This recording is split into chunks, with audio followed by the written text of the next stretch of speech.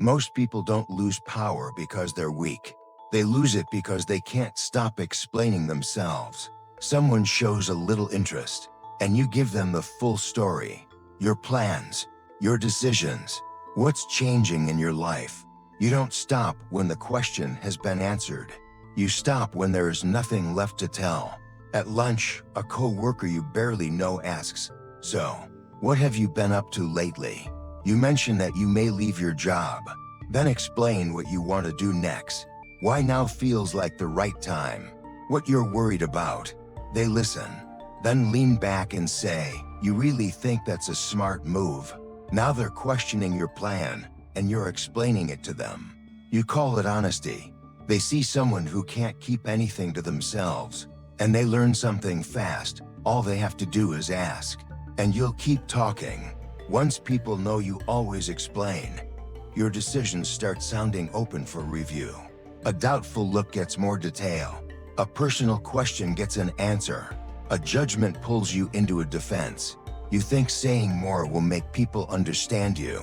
Most of the time, it only gives their judgment more room in your life.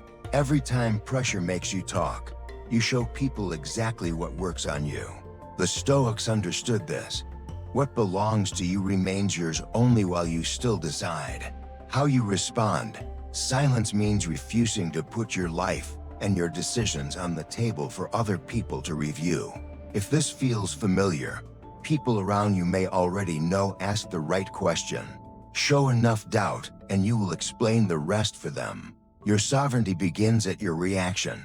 In this video, you'll discover 5 everyday habits that give other people more say over your plans, your decisions, and your life. They don't have to force anything out of you. One question, one doubtful look, one judgment, and you open the door yourself. Risk 1. You tell people before you do it. The moment you feel excited about a new goal, your first instinct is to tell someone. Before the first real step, before the first result, you announce what you are going to do. Before you have done anything, you want encouragement. You want someone to believe you can make it happen. And for a moment, you want to be seen as the person you are still planning to become. You buy the domain, create the logo, tell everyone you are building a business. They ask questions. They look impressed. Someone says, "That could really work." For 10 minutes, you speak like a founder.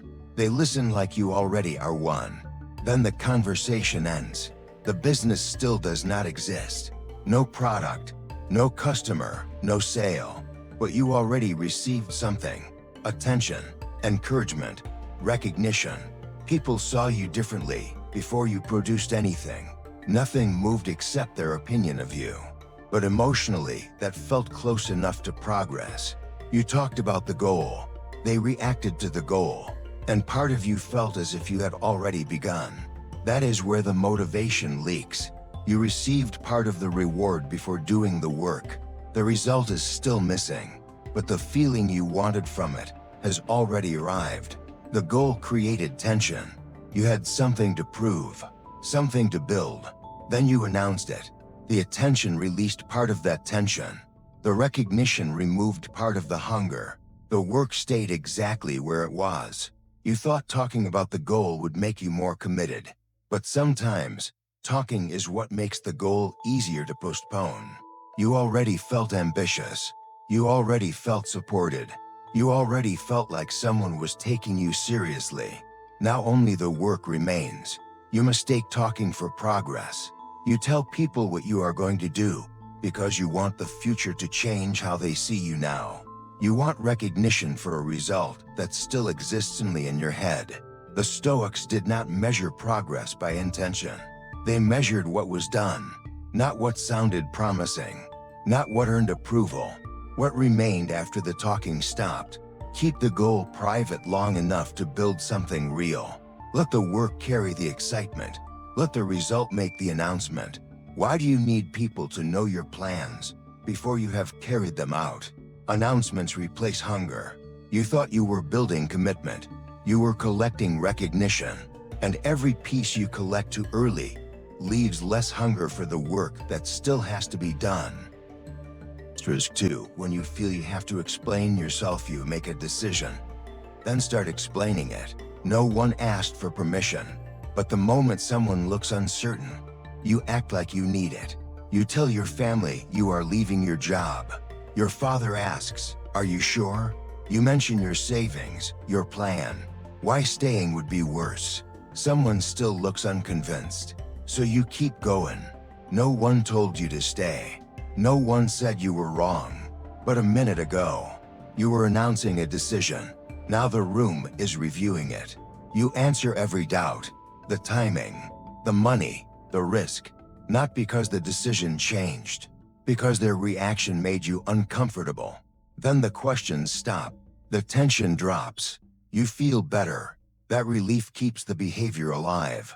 You think they finally understand. What really happened is simpler. You explained until their doubt stopped bothering you. Your brain remembers that. Next time someone pauses, you explain sooner. Next time someone frowns, you explain longer. Soon, they do not need to challenge you. "Are you sure?" is enough. Your defense starts automatically. And people notice. One question gets one reason. One doubtful look gets another. They keep pressing because you keep showing them that pressure works. Your answers teach them that your choices are still open. The decision may still be yours, but you do not feel certain again until the room stops resisting. You are borrowing confidence from the same people questioning you. People can hear the difference between "I'm leaving" and "I'm leaving." But let me explain. The first sounds decided. The second sounds like it can still be reviewed. Then you start defending yourself before anyone challenges you. I know this might sound irresponsible.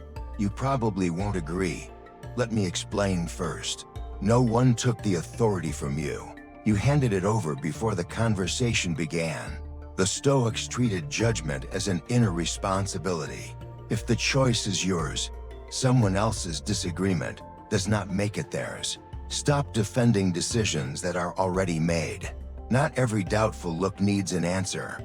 Not every question deserves your reasons. Why do you believe your life needs someone else's approval? Every explanation opens the door to another judgment. Every extra explanation gives people something else to question. After a while, they stop hearing a decision. They hear something they are allowed to review. And when explaining is no longer enough, you start revealing more, hoping that if people know everything, they will finally understand you. 3. Not everyone deserves access to your inner world. You share your dreams, your struggles, and your personal life with people who never earned that access. You think you are creating connection, but you are giving away parts of yourself before you know who is receiving them. Someone asks, "So, tell me about yourself." 10 minutes later, they know your goals, your relationship, why you left your last job, and everything you are trying to build. They did not pressure you. They simply listened. And because they kept listening, you kept talking. That is where the access opens. Not when someone proves they can be trusted. When they make you feel comfortable enough to stop protecting what is private. You want to feel understood. You want to feel connected. So when someone looks interested, asks another question, and gives you their full attention, you let the distance disappear. But they did not remove that distance. You did. They gave you attention. You gave them access. Those are not the same thing. You confuse emotional comfort with emotional safety. For a few minutes, the conversation feels easy. You do not feel judged. You do not feel alone. So your brain reads that comfort as trust. But listening proves only one thing. They were listening. It does not prove loyalty, discretion, or trustworthiness. Someone can understand your plans without protecting them. They can know your struggles without respecting them. Once you feel understood, you start giving them things they never had to earn. Your ambitions, your doubts, your personal conflicts, the parts of your life that can still be touched. Every unnecessary access becomes a transfer of power. Because once someone enters your inner world, their words can enter it too. Their doubts, their opinions, their expectations, their judgment. Before the conversation, those things had no place inside your plans. Now they do. You did not just tell them what you were building. You gave their voice a place inside it. You believed openness would create trust, but trust should exist before access is given. It is built through time, consistency, restraint, and what someone does with the smaller things you reveal first. Access should follow trust. It should not be what you give away to find out whether trust exists. Privacy is not secrecy. It is deciding who has earned the right to enter your life. Not everyone who listens deserves another detail. Not every comfortable conversation deserves a private truth. The Stoics guarded more than their words. They guarded what they allowed the world to touch. What you protect continues to develop under your control. Asterisk what you expose too early invites other people to shape it. Keep more of your life to yourself before giving it away to the world. Keep more, give away less. Who really owns your life? You, or the people who always think they have the right to enter it? The right to know becomes the power to influence. If you leave a conversation wondering why you shared so much, you gave away more than information.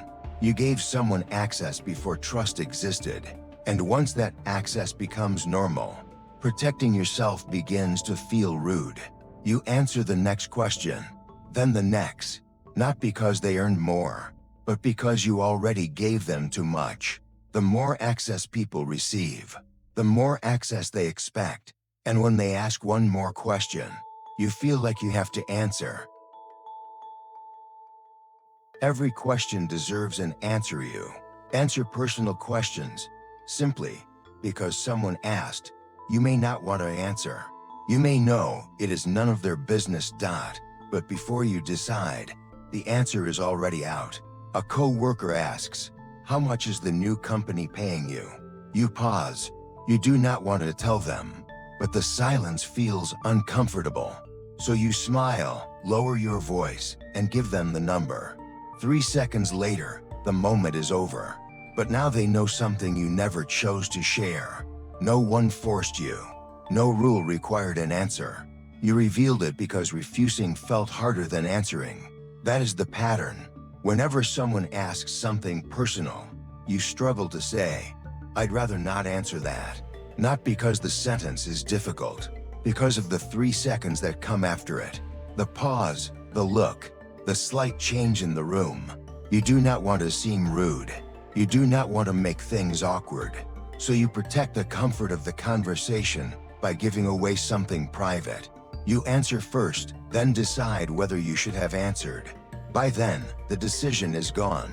Answering removes the tension. The conversation keeps moving. Everyone stays comfortable, except you, because the discomfort returns later. When you replay the conversation and realize they now know something you wanted to keep for yourself, your brain chooses immediate social comfort over protecting your boundary. You think answering is polite, but every answer expands the access people think they have to your life. Today, they ask about your salary. Next time, they ask why your relationship ended, how much money you have saved, why you do not have children, what you are planning next. Not because every question is appropriate, because the previous question received an answer. You did not just give them information. You taught them that asking works. The last answer becomes permission for the next question, and permission becomes expectation. That is how boundaries disappear. Not through one dramatic violation, through one unnecessary answer at a time. They do not have to earn access. They only have to ask. And people learn quickly. They notice which silence makes you uncomfortable, which question makes you hesitate, how little pressure it takes before you reveal more. So they keep asking, because you keep answering. Once answering becomes normal, silence begins to feel rude. Protecting yourself now feels like you are changing the rules, but you are not changing the rules. You are finally deciding that someone else's curiosity does not control what leaves your mouth. A boundary is not only what you say, it is also what you decide not to say. Some questions come from care, some come from necessity, Others come from curiosity, and curiosity does not create entitlement. The Stoics understood self-command as more than knowing what to say. It also meant knowing what should remain unspoken. Sometimes silence is the clearest boundary. Not every question deserves your answer. Before you respond, decide whether that person actually needs to know. Why do you feel responsible for satisfying everyone's curiosity? Every answer teaches people to ask one more time. If your first instinct is to answer, instead of deciding whether they need to know, you are not setting the boundary. They are setting it for you. One question at a time. What should remain yours stops feeling private. And once the question becomes a judgment, you do more than answer.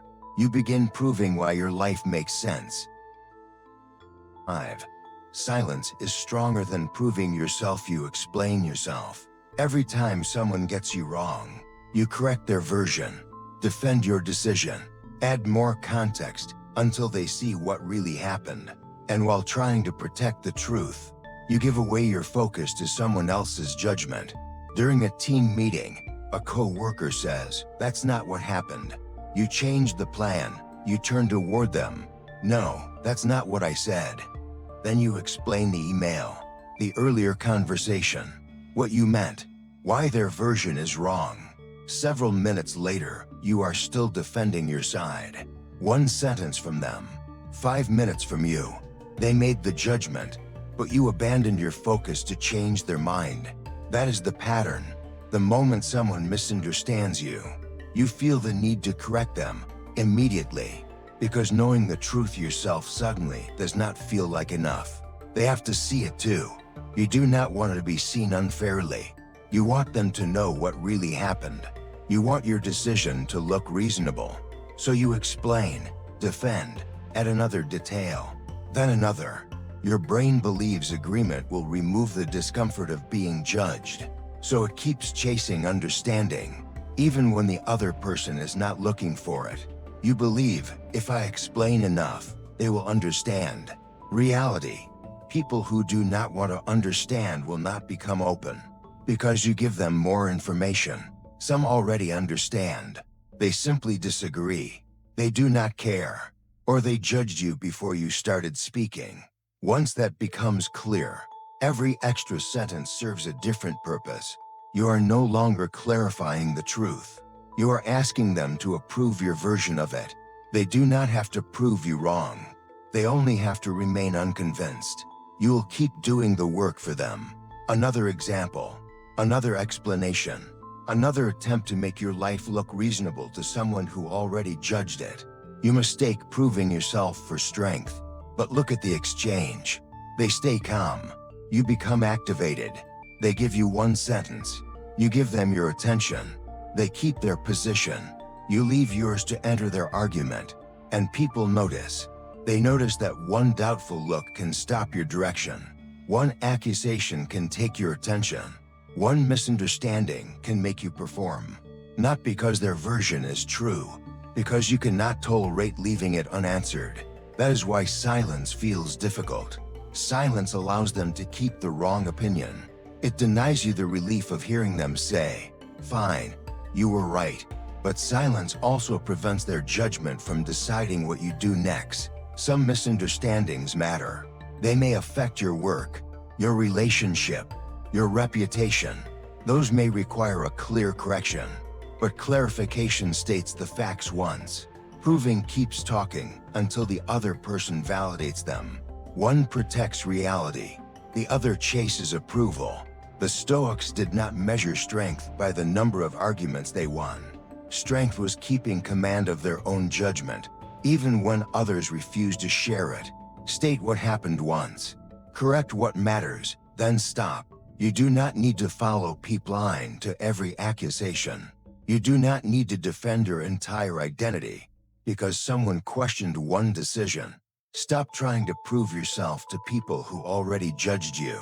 Keep more, explain less. Why do you still need to prove who you are? Silence ends the game. Explanation keeps it alive. If 1 judgment can still make you leave your direction, defend your identity, and fight for someone else's approval, Their opinion is doing more than describing you. It is managing you. Some people were never looking for the truth, only the reaction they could pull out of you.